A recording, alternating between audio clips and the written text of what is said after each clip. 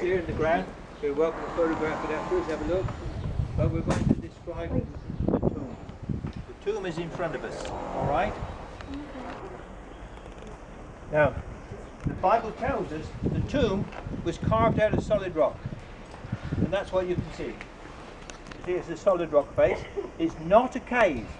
It's not a cave. It's carved. You can still see the chisel marks. Now, the reason the block work is there is because the wall collapsed. It was only about so thick at that point, and you can see a big crack going out the side towards the handrail on the right, and the slope at the top of the blockwork coming down to, you see a notch on the left hand side of the door about 12, 15 inches down from the top. That's the original height of the door. Until the wall fell down, that was the original height. It's only about 3 feet high. So apart from the blockwork which you see there, if that was still a continuous face, you would actually see it was a solid tomb carved out of rock, all right? Well, the next thing the Bible tells us, it is sealed with a great stone. Now, there's no spare words in the Bible. They're all significant, even the little ones, especially that word if. Do you notice that word if? If. The little word, often overlooked. But here we have a great stone, which can only mean it was a big one. All right?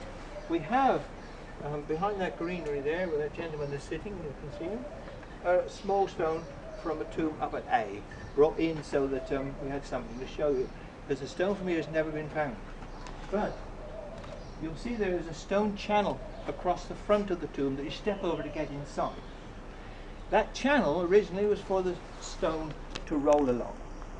And the stone to close that door in its original size would have to be about 6 feet in diameter. It would be about 18 inches thick and would therefore weigh about 2 tons, which could be one reason why the ladies were asking the question, who will move the stone for us? It's 2 tons of rock fixed in place. So that illustrates what the Bible says specifically about the tomb. But then we hear about Peter and another disciple.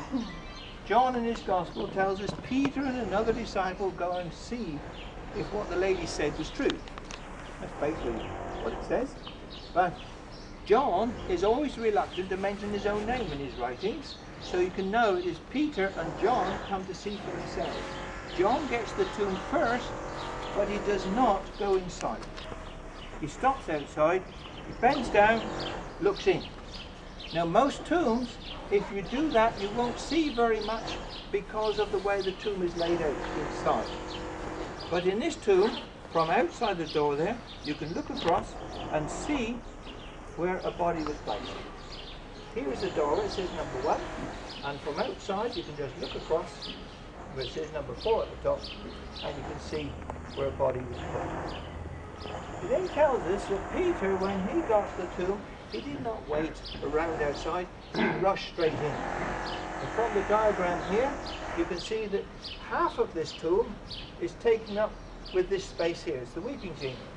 It's where the mourners go to pay their last respects and prepare the body for laying out on the right hand side. Alright? So it's unusually large. But it is, again, illustrates what the Bible tells us. There is a space, and this is where you can go afterwards. Now in Mark's Gospel, Mark tells us there was a young man, an angel, seated on the right side saying, come and see where the body had been.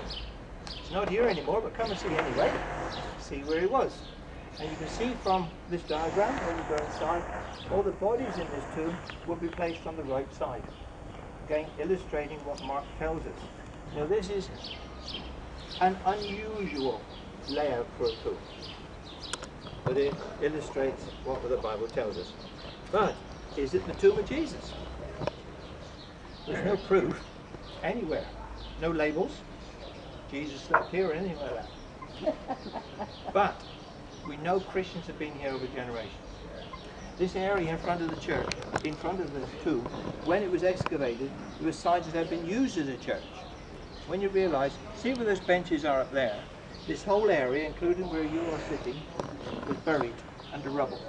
Which is why it took them 30 years to find that wine press, all the way to the tomb.